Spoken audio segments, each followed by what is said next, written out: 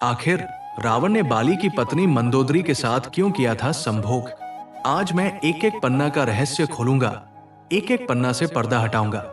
जो हजारों साल से छुपा कर रखा गया, आज मैं असली सच्चाई बताऊंगा। दर्शक बंधु, आज मैं आपको एक ऐसी कथा सुनाने जा रहा हूं जो न तो आपने कभी किसी ग्रंथ में पूरी पढ़ी होगी और न ही किसी ने कभी आपको सुनाई होगी। यह कहानी है एक स्त्री की, एक रानी, एक प्रेमिका और एक मजबूर आत्मा की, जिसे इतिहास ने रावण की पत्नी कहकर सीमित कर दिया। मगर किसी ने उसकी अंतरात्मा में छुपे उस दर्द को नहीं देखा जिसे वो जीवन भर अपने भीतर दबाकर बैठी रही। मैं बात कर रहा हूं मंदोदरी की, वही मंदोदरी जो असुर कुल की राजकुमारी थी, मायासुर और अप्सरा हेमा की संतान, जिसकी सुंदरता की तुलना स्वर्ग की अप्सराओं से की जाती थी, लेकिन जिसे भाग्य ने वो प्रेम नहीं दिया जिसकी वो अधिकारी थी। मंदोदरी न केवल सुंदर थी बल्कि बहुत ही बुद्धिमान और विवेकी थी।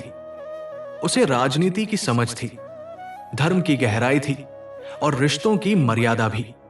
लेकिन उसकी सबसे बड़ी विशेषता थी उसका निस्वार्थ प्रेम, जो उसने उस पुरुष से किया जो उसकी जाति से नहीं था, उसकी नियति में नहीं था, लेकिन उसके हृदय में था। वानरराज बाली। कहानी तब की है जब बाली और रावण दोनों अपने अपने साम्राज्य विस्तार में लगे थे। एक दिन किष्किंधा के एक राजदूत असुरलोक पहुंचे किसी संधि को लेकर।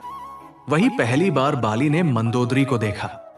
सभा समाप्त हुई तो बाली ने मंदोदरी से कुछ शब्द कहे, सीधे, सरल पर असरदार। उसने मंदोदरी से पूछा, क्या तुम आकाश देखती हो? मंदोदरी थोड़ी चौंकी, बोली, क्यों? बाली मुस्कुराया, क्योंकि तुम्हारी आंखों में वैसा ही विस्तार है। मंदोदरी उस अजनबी के सहज पर गहरे शब्दों से प्रभावित हुई। धीरे धीरे दोनों के बीच संवाद बढ़ने लगा। मंदोदरी को बाली का सहजपन, उसका आत्मविश्वास और उसकी सच्चाई पसंद आने लगी। और बाली, वो तो मंदोदरी की बुद्धिमत्ता पर मोहित हो चुका था। कई रात्रियों तक दोनों तारा मंडल की ओर देखते हुए स्वप्नों में बातें करते रहे। एक दिन बाली ने उसका हाथ थामा और कहा, मैं चाहता हूं कि तुम किष्किंधा की रानी बनो। मंदोदरी की आंखें भर आई, लेकिन अगले ही पल बुझ गई। उसने धीमे स्वर में कहा, मेरे पिता मायासुर ने मेरे विवाह का निर्णय ले लिया है। मुझे रावण से ब्याहना होगा। बाली के होंठ सूख गए, मगर उसने कोई शिकायत नहीं की। उसने सिर्फ इतना कहा, क्या तुम जाना चाहती हो? मंदोदरी ने उत्तर नहीं दिया, बस आंखें नीची कर ली। कुछ ही दिनों बाद मंदोदरी का विवाह रावण से हो गया। रावण ने मंदोदरी को पाया, लेकिन कभी उसका मन नहीं जीत पाया। वो जानता था कि उसकी रानी का हृदय कहीं और है। रावण, जो मन का ज्ञाता था, वो सब समझ रहा था। एक दिन उसने मंदोदरी से पूछा, तुम्हारे मन में कौन है? मंदोदरी ने कोई उत्तर नहीं दिया, बस चुप रही। रावण ने फिर कहा, मैंने तुम्हें सब कुछ दिया, फिर भी तुम मुझे नजर भरकर नहीं देखती। मंदोदरी बोली, मैंने अपनी मर्यादा निभाई है रावण, लेकिन मैं एक पत्थर नहीं हूं। मेरी आत्मा कभी तुम्हारी नहीं रही। यह सुनकर रावण को चोट पहुंची, लेकिन क्रोध नहीं आया।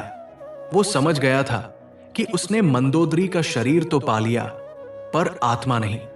रावण ने मंदोदरी को लंका की सबसे ऊंची मीनार में रखा, जहां से वो पूरी लंका देख सकती थी, लेकिन आजादी से कहीं जा नहीं सकती थी। एक दिन मंदोदरी ने बाली को एक पत्र लिखा, मैं अब तुम्हारी नहीं रही, लेकिन मेरा मन अब भी वही है जहां तुम हो। अगर मेरी आत्मा किसी को पुकारती है तो वो तुम हो। बाली ने वो पत्र पढ़ा, फिर उसे जला दिया और उसकी राख को अपने हृदय के पास रख लिया। वक्त बीता, रावण की बेचैनी बढ़ती गई। उसे अब सिर्फ मंदोदरी का प्रेम नहीं चाहिए था, उसे उसकी पूर्ण स्वीकृति चाहिए थी। और जब उसे ये यकीन हो गया कि मंदोदरी का हृदय बाली के पास ही रहेगा, तो एक दिन उसने कहा, अब मैं उसे समाप्त कर दूंगा। मैं तुम्हारे अतीत को खत्म करूंगा। मंदोदरी कांप उठी। वो रोई गिड़गिड़ाई, लेकिन रावण नहीं रुका। इधर बाली को सब पता चल गया था, लेकिन उसने कोई प्रतिकार नहीं किया, ना सेना जुटाई, ना युद्ध छेड़ा। उसने बस मंदोदरी के लिए एक अंतिम पत्र भेजा। अगर कभी तुम्हारे पुत्र की आंखों में मेरी जैसी बेचैनी देखो तो समझ जाना, प्रेम कभी मरता नहीं, वो खून बनकर पीढ़ियों में बहता है। मंदोदरी ने उस पत्र को अपने सीने से लगा लिया। फिर आया वो समय जब राम रावण युद्ध हुआ। रावण मारा गया, मंदोदरी अकेली रह गई। उसके सामने कुछ भी न बचा था, ना रावण, ना उसका प्रेम। लोग उसे एक आदर्श पत्नी कहते रहे। इतिहास ने उसे त्यागमयी स्त्री कहकर पूजा, लेकिन किसी ने कभी नहीं जाना कि उस स्त्री के भीतर एक अधूरा प्रेम था, जो उसकी आंखों में अब भी तैरता था। बाली भी युद्ध में मारा गया, राम के छल से। कुछ कहते हैं ये नियति थी। शायद ऐसे प्रेम को समाज कभी स्वीकार ही नहीं कर सकता। मंदोदरी ने अपना शेष जीवन संयम और मौन में बिताया।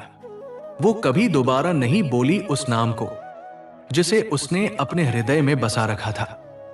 लेकिन कहते हैं मंदोदरी की आंखों में आखिरी सांस तक एक गहराई थी, वैसी ही जैसी बाली ने पहली बार देखी थी।